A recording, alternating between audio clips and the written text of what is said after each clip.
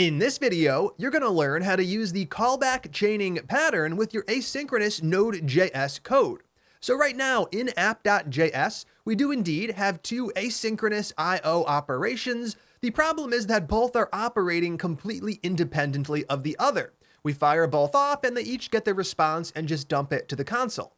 That's actually not what we want. With the callback chaining pattern, we're going to be able to do one thing, then the next, which means we'll be able to geocode an address, then we can take the coordinates and use that as the input for some other asynchronous I/O operation. In this case, we will pass the coordinates to forecast. To get started, we need to take our call to forecast and move it to where we have the geocoding output.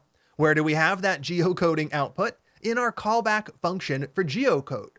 So what I'm going to do is take this forecast call and cut it out, copying it to the clipboard. Then up above, I'm going to paste it right inside of the geocode callback function. Now, what do we have? Well, we start with a call to geocode. We start this asynchronous operation, and when it's done, we know that the event loop is going to make sure our callback gets called. From there, we're going to kick off another asynchronous I/O operation. Then we're going to wait for that callback to finish, and inside of here, we'll have access to the final data. So this is callback chaining. We are chaining together multiple callbacks to do multiple things in a specific order. Now, what do we have to do? Well, we have to make sure that the data properties, latitude and longitude, get used as the input for the forecast function. Right here, I'm going to take our first argument where I have my static number, and I'm going to remove that, and instead, I'm going to get the property off of data up above. So this is the success output from geocode. Now we know that data has latitude, longitude, and we also added that other property, location, all of which we could choose to use. In this case, we need the latitude property, so data.latitude as the first argument to forecast. Now, as the second argument to forecast, we want to use the longitude. So over here, we're going to go ahead and get that done. I'm going to remove the static number we have in place for that second argument, and I'll replace it with data.longitude. Perfect. Now that we have this in place, the input for forecast comes from the output for geocode, and the end result is that we're going to get the weather for Boston because that's what's passed into geocode up above.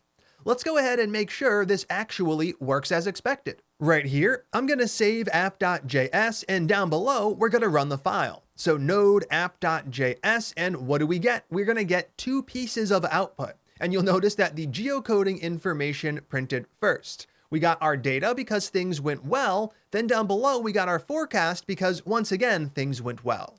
Now you'll notice something pretty suspicious. It currently says it is negative 18 degrees, and that's in Fahrenheit in Boston. It's not. It is mid-November, clearly not that cold. The problem here is that I've actually reversed the order of latitude and longitude. So the latitude comes second with the index of 1, and the longitude comes first with the index of 0. So that's going to actually bring our application to a working state. Sorry for the confusion there, and now we get a temperature that makes a bit more sense. I reran the program. We still get our data printing, but we can see the properties are reversed to the correct ones, and down below we get the forecast for Boston. Once again, clear throughout the day, but now it's about 40 degrees, so above freezing, as opposed to minus 18. Now that we have the basics in place, let's make sure we're still handling things like our errors. So right here, if something goes wrong with geocode, we want to make sure to use the error message in some sort of way, and we want to make sure we don't run the forecast call down below. If something went wrong with geocode, we won't have the input necessary to actually run forecast. So right here, we're going to use a condition. If there is an error, do something. What are we going to do? For now, we'll continue to print it. Now, the goal here is to print the error, but the goal is to also not run the other code down here. Now, there are two ways we could get that done. One is to toss on an else clause. We put all of this code inside of else, and we know that only one of the two will run. Another approach worth noting is that you could just use return inside of here. Return is going to stop the function execution after printing the error message to the console, and this is a very common pattern, so I'm going to use it here to give you a bit more exposure to it. Now, if there is an error, the function stops and the error prints. Otherwise, down below, we continue on. Now, we don't need these console.log calls. The next thing we want to do, if we do have data, is to call forecast, and that's exactly what we're currently doing.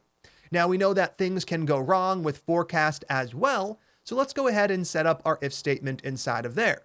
If something goes wrong with forecast, once again, I'll use return to stop this callback function, and I will just print the error message to the console. So down below, this is where we put the code that runs if both requests worked. If we geocoded and we got the forecast, we can put our final code right here. And what are we going to do here? Well, the goal here is to print two things. I want to print the location property from geocode so people know what they're seeing the weather for. And I also want to obviously print the forecast, which is the data that comes back from the forecast function. Both of those are going to print down below, giving the user all of the information we were hoping to provide. Now, the goal is to use the output from both geocode and forecast. The problem, though, is that the argument name is the same for each. So down below in our forecast callback function, we're only ever going to be able to access the data here. The data here is going to shadow over data up above. All we have to do to address that is to come up with a unique name for one or both. So right here, I could call this something like forecast data. Now I have data and forecast data. There's unique names, and I can access both down below. I'm going to remove those example console.log calls we had before, and we're going to start by printing the location. That is data.location, the last property from the geocode output that we have not used yet. Then down below the location, we're going to print the forecast. So console.log forecast data. Now that we have this in place, we have a pretty good setup. In the terminal, we can run our application, node space app.js. And if I fire that command off, what do I get? I get my location information followed by my forecast. Now here I can see which Boston I'm looking for. So if I was looking for a Boston in a different state or a different country, I would know that I'm not actually getting the weather for what I intended to get the weather for, and I could refine my search result even more to get a different Boston. So after the location, we have the forecast. Once again, still clear throughout the day, with a temperature of 39.55 degrees and a 0% chance of rain. So this is the final output we're going to have if things go as they were supposed to. The only thing left to do is to make sure that the user can actually provide the location without needing to modify the source code. So we want to get this value, which is currently hard-coded, in as a command line argument. Getting that done is going to be your challenge for the video, and down below I have some challenge comments outlining what I'd like you to do. The big picture goal: accept a location via a command line argument. Now you're going to access this single value without using any module like Args. You can use the standard functionality we explored on process, and that was the second video of section 3. So if you forget exactly how that worked, that's okay. Go back to the video to jog your memory or use the PDF guide, then you can actually integrate it into the app here. Now, once you have the argument, you're going to use that string as the input for geocode. So instead of having the static string Boston, you'll reference the value the user provided. Now, you're obviously only going to do that if a location was provided. If you're not seeing any argument provided, you can go ahead and print a message saying something like, please provide an address, and then you would not run geocode. And you could just use an else and an if statement to get that done. Now, the last thing is to test your work with a couple of locations, and this I will give you. So down below, it's going to look a bit like this, node app.js. There's not going to be anything fancy. We're just going to provide the location right here. So if I wanted to search for Boston, it would look like this. Now, if I wanted to search for a search query that had 2 words, I would have to put those in double quotes like new space York. So you want to make sure that both of these work. And in the end of the day, you're going to get this and this as the first argument value. So take some time to refer back to what we covered quite some time ago and use it in the application here. When you're done, test with those 2 locations and make sure you get what at least look like accurate temperatures. All right, take some time to knock that out, and when you're done, come back and click play. How'd you do? To get this done, you needed to use the argv property on process, which we explored earlier. So if I just dump that to the console, we can see what we get when we run commands like these. Process.argv. I'm going to save the program.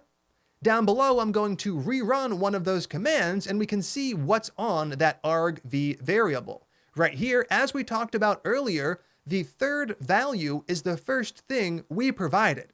The first thing is the path to the node executable. The second thing is the path to the script we ran. And the third is, in this case, New York, or in the case of the other command, Boston. That is what we want. So right here, you could have created a variable like address, setting it equal to process.argv, accessing the third item with the index of 2. So now we have access to the command line argument, and we want to use it as the input for geocode down below. So instead of the static string Boston, I'm going to grab whatever value is stored on the address variable. Now this doesn't account for if no location was provided, but for the moment we can at least test things out. Down below, I'm going to rerun the exact same command using New York as my search term. If I run it, what do I get? I get New York in the United States, and I get the temperature for that. Now I could run a different location, node app.js Philadelphia. I don't have to put it in quotes because it's just a single word. And if I fire that off, I get the weather for where I currently am filming this video. So now that we have that in place, we want to make sure we only geocode if an address is provided. Otherwise, we'll print some sort of little string. That's going to be what needs to happen for step 3, and we could get that done with an if statement. So right here, if there is no address, what are we going to do? Console.log. Please provide an address. Otherwise, inside of an else clause, we're going to go ahead and run the code we had down below. So I'll take my geocode call from beginning all the way to end. I'm going to cut it out of its current location, and I'm going to paste it right inside of else. So that takes care of steps 1, 2, and 3. Now we're just going to test our work and make sure we do get the error message when no address is provided. I'm going to remove the challenge comments as well as a couple of those extra lines, and I'm going to test things out. So down below, let's run node space app.js. When I do that, I would expect to see please provide an address, and that is exactly what I get. Now node app.js Dublin. I'm going to fire that off, and this time we do indeed get a valid location, Dublin, Ireland, and I do indeed get the temperature for that. Now, if I was looking for a different Dublin, I could be more specific inside of quotes, like Dublin, PA, that's where I grew up, and if I fire that off, now I'm getting Dublin in Pennsylvania in the United States. With that in place, the challenge is all done. Now, there are plenty of ways you could have solved this. You might not have used the exact same setup, and that is A-okay, as long as you're getting similar results for those commands. That's where we're going to stop for this one. I'm excited to continue on in the next video, so let's go ahead and jump right in.